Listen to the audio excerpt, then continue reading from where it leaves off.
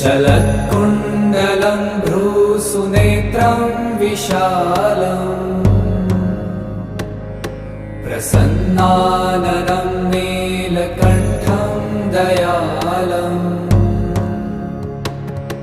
मृगाधीशचर्माम्बरं मुण्डमालम्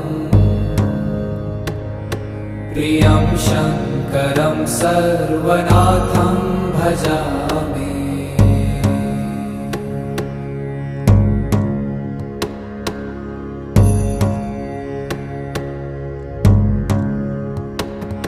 प्रचण्डं प्रकृष्टं प्रगल्भं परेशम्